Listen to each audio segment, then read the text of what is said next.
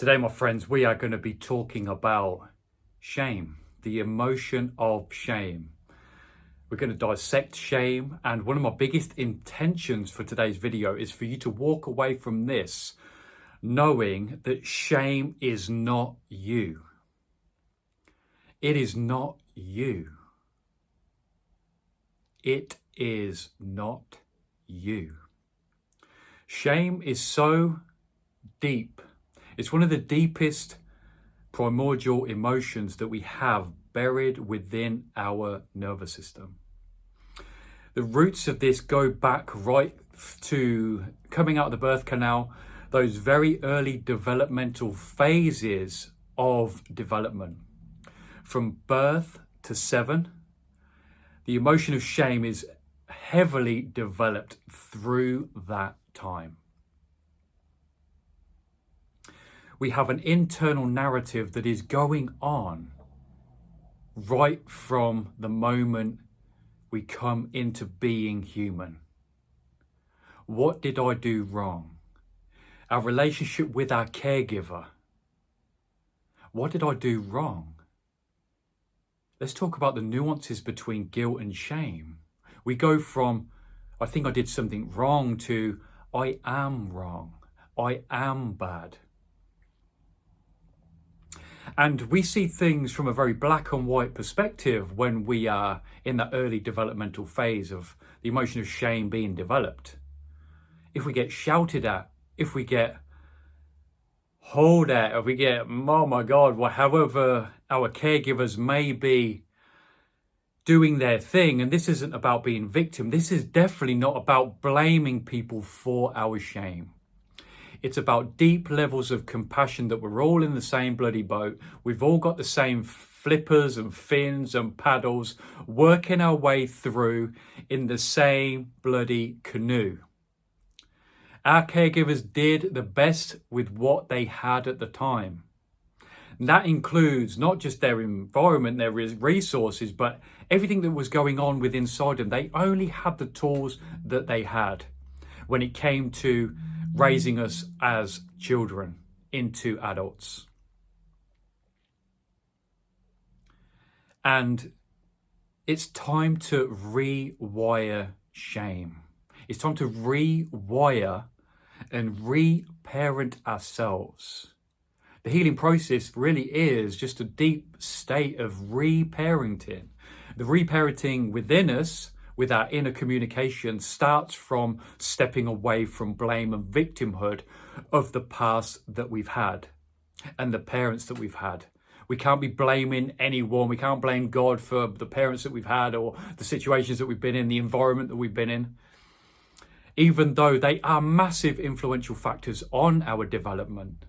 And it's okay to blame. I'm not shaming that either. That's not bad. But for us to evolve, develop and grow, we need to step away from blaming and victimhood when it comes to our shame, because that will perpetuate our shame and our emotional framework. When it comes to emotional barriers and blockages, the emotion of shame is one of the key fundamentals and key emotions, survival emotions, that are doing that to you now. I want you to know, and I want you to listen to me, you are enough. You are enough. Just let that sink in just for a moment. Reflecting on my own journey when it comes to shame, going through deep degrees of self-hatred, in a purgatory, in a hell-like state, having a deep lack of self-worth. I am not enough. For me, that was such a big one that was just seemed to permeate and was drilled into my nervous system through however that may have unfolded. Once again, not looking at any of my parents or anything like that. If I was to maybe dissect it a little bit, I had a father wound and father abandonment that I navigated through, which seemed to kind of spawn lots of dysfunctional behavior. And I feel that my not enoughness, that deep sense of lack and lack of self-worth came from that wound of abandonment. And yes, I went through stages, many years of blaming, victimhood, saying that shouldn't have happened to me. Listen to that classic word, shouldn't. That shouldn't have happened to me. This shouldn't be happening to me. And then after evolving and maturing just a little bit, taking a few steps forward, realizing that it was all part of the process. It was all part of my learning and development journey to have these wounds going on. It was essential and important for me to experience shame in a really profound way, because I had that then as a contrast of what I don't want. This is not how I want to communicate with myself. These are not the words that I want to have within me. I need to create a new nervous system landscape via breath work for me, which was fantastic, because you can start to enlighten and deploy some really cool neurotransmitters, and you can start a new inner chemistry which isn't aligned with shame. Shame is survival paradigm, survival emotion. Shame is from our trauma patterns, and these deep emotional patterns that are drilled so deep into that cellular membrane of our nervous system and body. It's held within our body. Shame is so deep within us. And this as well, we want to step away from, it's not bad having this within us. It's not bad, because we can go into this condemnation of like, I shouldn't have this within me. Why would I do this to myself? And you can hear them sprouts of victimhood coming in. Why would I shame myself like that? Why would I talk to myself like that? It's just a part of the human experience that we go through this. Healthy levels of objective thinking when it comes to this, and observation, self-awareness and self-observation. We have to diffuse this with self-love and self-compassion and forgiveness. I talk about that a lot. These are the fundamental spiritual tools that we have which help us diffuse shame within our nervous system. When it comes to reparenting, we talk to ourselves, we say, that's okay, man. That was a part of me that was there. It served a purpose through certain stages of my development and survival. It must have worked to a certain degree, because I'm here where I am now. I'm verbalizing words to you and I'm expressing myself here to you. I'm alive right now. I'm in the human experience. I'm breathing now. So shame must have been a part of that. It must have been. But we have to be compassionate. We have to be loving, be forgiving, but be careful that we don't become lovingly attached to our shame. This is where it gets really nuanced in the journey. We can really start to develop almost a relationship with shame which stops the letting go process. Positive denial. A Course in Miracles talks about this. Positive separation. And I relate this to now. Even Jesus said, turn the other cheek. He's not talking about someone out there, even though it can be related to that. But in your internal world, turning the other cheek is turning your back on shame. It's turning away from shame. It's fully acknowledging its presence, but not befriending it. This human experience comes with what could appear like paradoxes and contradictions. We have to be aware of it. We have to be aware of shame, that it's there. We don't want to suppress shame, but we don't want to attach to it. We just want to objectively allow it to be there. And then lovingly start to choose other feelings, vibrations, and tonalities which aren't shame. We start to step into acceptance, neutrality. We start to work our way up. We show the willingness to want to turn our back on shame.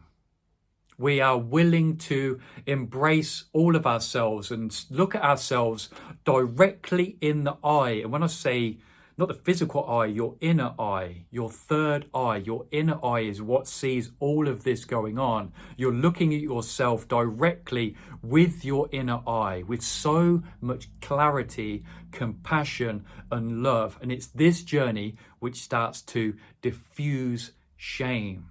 We start to distill it to change its quality. We start to alchemize. We start to transmute shame. We go from being bad, not enough, to I am enough. I am worthy of being here. I'm worthy of love. I'm worthy of the love of the universe to embrace me. I'm worthy to be loved. I'm worth to be loved. I'm deeply, joyfully worthy to be received with love and warmth wherever I go. I'm received with love and warmth wherever I go. And you can already feel this difference in communication which is occurring. And we can relate this to the nervous system. When we're in a state of fight or flight or a shut down and freeze, we're far away from that I am worthy. We go through those deep dysfunctional nervous system states which are volatile, reactive, hopelessness, shame, apathy.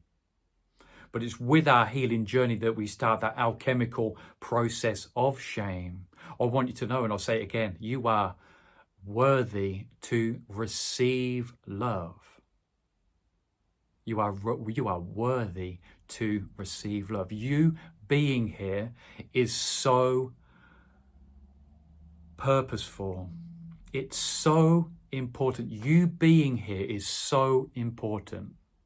What you are doing right now, if no one else sees what you are doing, I want you to know, if you're watching this video and listening to me, I want you to know that I know how important you are to be here right now on planet Earth, doing what you're doing, listening to content like this, maybe sharing your insights and perspectives as well on your process, inspiring others, working through your shame, developing that inner environment, reparenting yourself, because maybe you didn't have the parents, maybe you did have the parents, but they were struggling. They were struggling with their own shit. They were struggling with their own dysfunction, which they'd inherited from their parents. You are a shame breaker. You are a dysfunction breaker.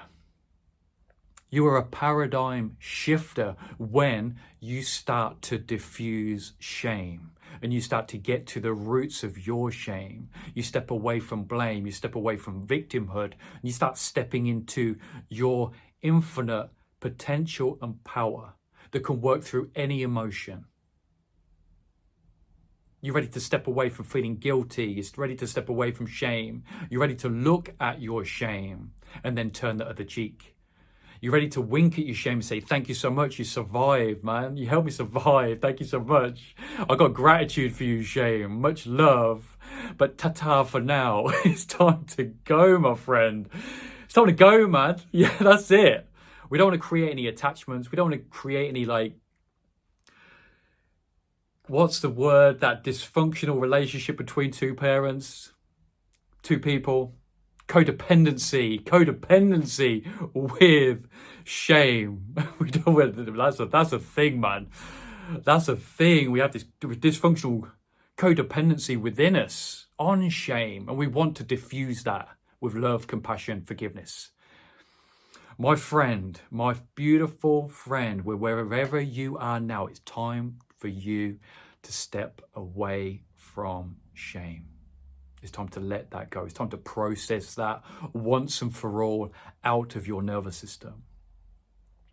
The residual depth of shame, because we're always going to have moments where it just springs up, but we want to create an environment where nothing becomes so sticky anymore. Shame doesn't stick to us. We have fleeting glimpses of shame coming in, and it's processed like a ninja in your dojo. Your nervous system in a dojo processes that sucker like fire. sees it, recognizes it, let it go. And it's almost done autonomously.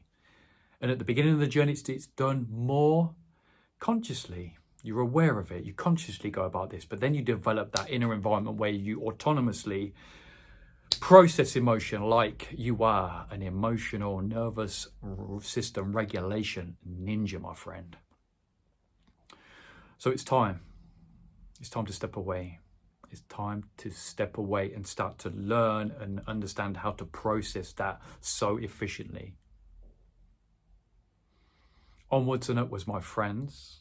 Thank you for being here. Share your comments on your journey. When it comes to shame, we can zone in and be specific about that. But if you have another emotion, something that you feel like has been your teacher, something that's, whether that's anger, guilt, shame, pride, anger, any of these, whatever resonates with you. But maybe we could just focus on that shame as well. Let's all share this, because I feel shame is one of the ones that isn't really understood. Shame cannot survive when spoken. Brené Brown, I quote her on that. And it is really important. It's really important to voice yourself. Don't be choked anymore. Don't be afraid to verbalize and communicate your shame. This is a safe place to do that. Sending you so much love, my friends. God bless. Peace out. And I'll see you all in the next video.